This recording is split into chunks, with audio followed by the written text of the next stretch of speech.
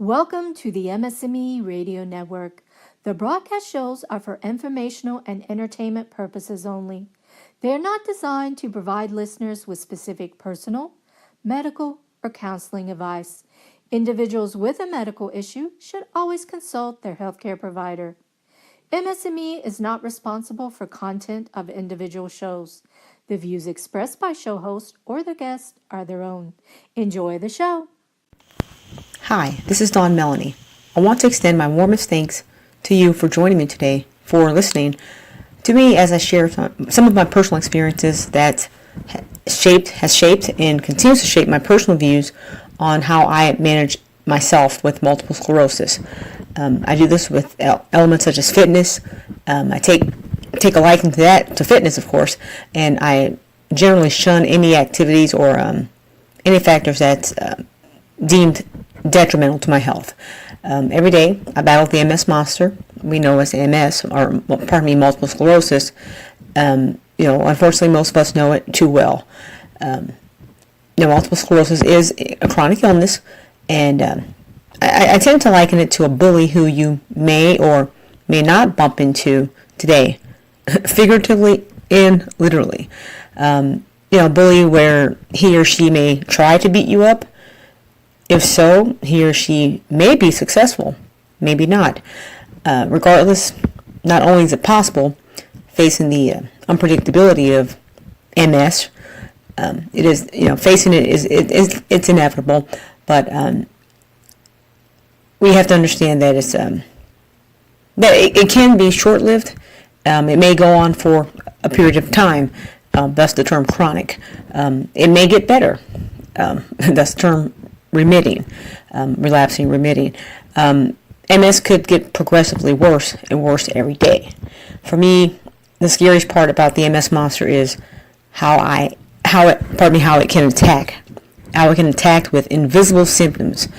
In my opinion, MS or multiple sclerosis is scarier than any chemical warfare out there. You listening to me today, you may or may not have MS, multiple sclerosis. Me, I do. Today, that's the best story that any medical profession has to offer me. You have MS. 3 words that changed my life. That's what I heard on March 11th, 1999, and those 3 words still resonate in my ears. I knew it wasn't a result of I was pretty confident that it wasn't a result of some misreadings of all of the neurological tests that I had been performed. I had taken them all twice. I'd taken all the tests twice within the prior 6 months of being diagnosed. I had 2 MRIs. I had 2 lumbar punctures, also known as spinal taps. I had 2 evoke studies. I didn't suspect that a joke was being played on me, but I just recall feeling that, there wasn't a known cure, so why should I accept this diagnosis? All the scientific evidence, it showed that it was possible. The empirical evidence obtained from all of my test results collected pointed to multiple sclerosis, the scary degenerative neurological disease that would, and that did wreak havoc on my life. Not continuously, but over the past 20 years. My balance has been affected. My speech, my vision. I lost my vision in my right eye about over 10 years ago. My hearing. I lost my hearing in both ears at different times on at least 3 different occasions. It goes on a foot drop, et cetera, et cetera. It's like all this was possible. So what I did was I braced myself pretty much for a crash landing. Shortly after I heard those words, I began my first DMD, disease-modifying drug. Back then, my options were few, A, B, or C. I chose option A, literally. I chose to stick it to multiple sclerosis. And actually, I didn't realize I was going to be sticking it to myself, but actually back then I remember going, okay, the efficacy rate well, it was to my understanding that the efficacy rate of the drug that I had chosen to slow the progression of my MS, I think it was like 33%. So I figured, okay, I have a 1 in 3 chance to stick it real good so that I could be better. Understand, I knew that this drug that was offered, the FDA approved medication, was not a solution by any means. It wasn't a cure. Like I said, there was no cure back then. There still is no cure today. But I knew I could. I figured I could either roll over and play dead. That is, just accept this prognosis, or I could take action. Not to passively wait, hoping for the best, hoping it would just work itself out. I could do something. I could take action. And this wasn't an isolated decision with which I was faced, and a decision that still surfaces today. And I'm certain that most, if not all of you listening, you all can probably relate to what I felt at times over the past, like I said, 2 decades. When you feel like you've tried everything to improve your life, but nothing really changes. That feeling of frustration ensued because you're unable to resolve the situation. Just being frustrated. Some liken this or they say that they feel stuck. Like feeling stuck is kind of a emotion or a feeling that it basically is a sign that something needs to change in your life. And this doesn't just apply to multiple sclerosis, which I've learned. I'm still learning. 45 to be 46 this year. I'm still learning that, if you're feeling stuck, something needs to change in your life. So you might, I know that I've had a intuitive impulse to make those changes. Like I said, with my initial diagnosis of MS, as far as what course I was going to take to address the issue, you'll have those impulses to make those changes, but be cognizant, because, like I said, I'm learning more and more every day that the fear of change, that's going to be present, and it's going to resist making the change. Changes that like I said, you have those impulses to make the change. You'll want to make the change, but be aware, be cognizant that the fear of change is going to present a resistance to any forward progress. Today, as I reflect on those days, the last days of the 20th century, I realize that when I elected to stick myself with the medicine, the injections, I was employing the enemy of stick.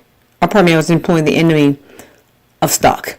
Me taking action it's an enemy of being stuck. I didn't want to remain in that state.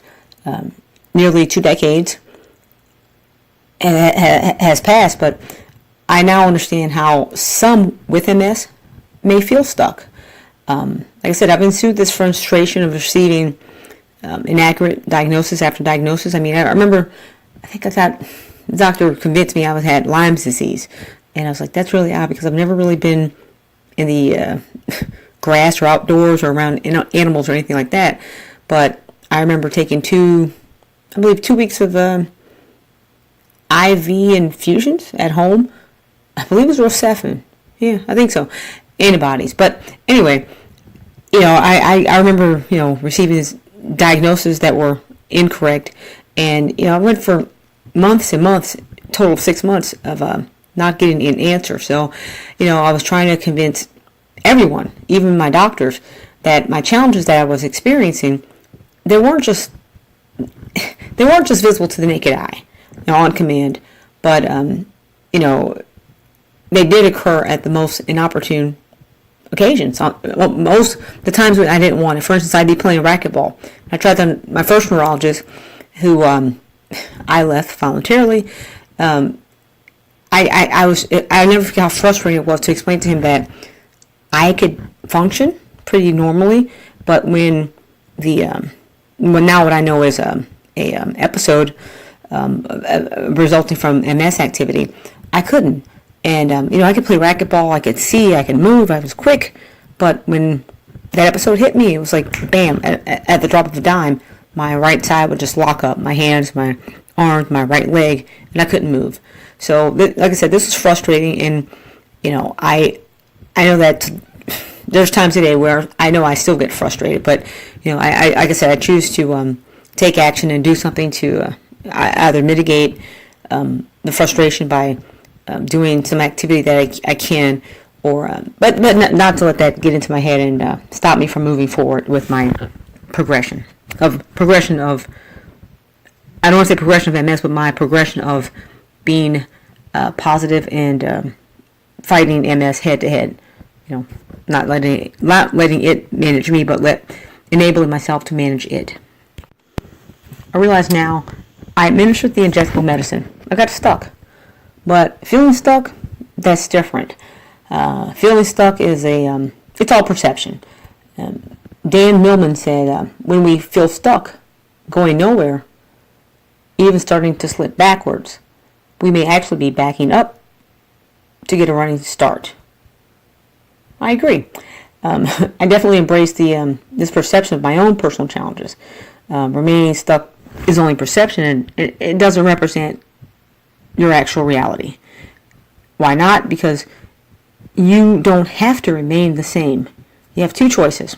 Do nothing different, or change. That is, do something different. Do something different. We've heard, I'm sure you've heard it before, doing the same thing. Now, people oftentimes do the same things, yet they want different results. That's not likely to happen. And feeling stuck is a sign that something needs to change in your life. After receiving my diagnosis, I'll admit, for a mere nanosecond, I felt stuck. But that passed quickly. That feeling of stuck, it left quickly because my intuitive impulse kicked in. I made a decision. I made the choice to carry out my decision to change that part of my life. Something that I never imagined before was happening to me. I had to take, I didn't have to, but I had chosen to take weekly intramuscular injections. And you may recall, or like I said, still experience this, but self-injections are easier said than done. I never know how I did it every time I did it. It was tough. It was never comfortable for me. I did it for over 11 years, self-injections. But let's see, 11 years. But I remember before every injection, whether it be the weekly intramuscular or the every other day, or even the daily subcutaneous injections, I had to overcome my fear. I had to overcome this fear of change because I didn't want it to outweigh my realization that I had to make a change. I had to be proactive for my own health, be my own self-advocate, to, like I said, to employ the enemy of stick, that is, take action. So many nights I didn't really feel like it. I'll be honest, I didn't feel like self-injections. Or I didn't even feel like if my friend who, she volunteered to administer them for me, and so did my fiance at the time. He would also do them for me, but so I just didn't feel like it sometimes. I was like, I'm tired. I have to work, or I don't know, I have to go to the gym. I got to work out, or I got to make sure the bills are paid and the car's cleaned and waxed, and all my plants have been watered. All the stuff that needs to be done, right? And I'll be honest, all those things still need to be done. Back then it was the injections. Right now it's my monthly infusions, which I've been doing for over 8 years now. In the past 8 years. That action, whether it be, like I said, my infusions, my injections, that action that I had to take to make a change and not let MS make me feel stuck, that action is still right there at the top of my to-do list. I've already stated, action is the enemy of stuck. Why wouldn't I make a change? It's simple. I've already stated why. Resistance. You don't feel like it. I don't feel like change. I blamed all the hustle and bustle of all the perks of modern life, along with the uncertainties of life. I understand now more than ever that my multiple sclerosis is just an extension of my life. It's marked with uncertainty, and my MS is also just like life, where there are some elements that are certain. And one thing that is certain is if we don't change, we're going to remain the same in whatever we're dealing with. So, I had to come to terms with my limitations after MS complications and even diagnosis. There'd be no more 100K bike rides on Sunday morning, especially in the Texas heat of temperatures soaring above 100 degrees. I just wasn't able to ride on these long bike rides because the heat. I understood why the heat was such a challenge for me, and I understood that it was only going to negatively affect my my body and how I was functioning dealing with multiple sclerosis. So I continue to be able to take action and feel unstuck. I couldn't go for my long bike rides, but what I did do as well, I started working out more in the gym where it was air conditioned and a more comfortable workable temperature 5-6 days a week. I still do that consistently, and it's funny because I say MS made me a figure competitor, but because I couldn't ride my bike for long distances and I dedicated so much time in the gym, I later ended up being a figure competitor, bodybuilding with heels and stuff like that, and quite successful for 10 years. Yep, I asked myself, why not change? Well, I realized then, I realize now, it was fear. The fear that powerful emotion, that oftentimes permeates several areas of our lives. Fear. And we often experience this fear, or this feeling of fear, when we're trying to figure out what should we do, what can we do when we are afraid. So, like I said, it's easy to blame the problem or circumstances that may have led up to a situation. So many times it's things that may be out of our control, but it's funny because it may be out of our control initially, but a lot of times we fail to recognize that we are fully capable to fix it. And when I say fix it, I mean like not just fix MS, but we can fix that. We can face the fear. We can take our medicines on a consistent basis and be compliant, or at least compliant with our agreed upon schedule that we've worked and agreed upon with our attending physicians. We can do that. We don't have to just sit back and be passive about it. It's not all like out of our hands. Again, not just with MS, but other elements of life. Also, it may be with relationships or with your finances. We have control to make decisions to, like I said, not fix it, mitigate the negative side of it, but we can do something about it because it's mostly whether you want to admit it or not. Like I said, I'm coming to grips with it. It's not someone else. It's usually myself. So if you understand that it's who's holding you back a lot of times from who is generally holding you back from making changes in your life that needs to be done? Probably yourself, because it's you who are in your own head, and sometimes we stop ourselves from progress. Remember, I started talking about the MS monster, the MS bully. I so very much know this is a perception. Like I said, it's my own perception. And more importantly, I know that the biggest obstacle for me making any changes is me, my own mindset. I guess you guys, I bet you don't know this, but I'm a big country and western fan. I have been since I was a kid. Thanks, Mom. It's your fault. And there's a country song that I can relate to everything that happens to me in life, everything. And the whole situation, like I'm talking about today, is change and taking action. I liken it to one of my favorite songs. I like the sound of it when I was little, but I understand now more of the meaning of it. and it's an oldie but goodie. It's by John Conley, and the song's titled Rose-Colored Glasses. Now, I didn't really get it. I mean, I understand the meaning when I was a kid, but I do now. Our personal mindset changes what we see.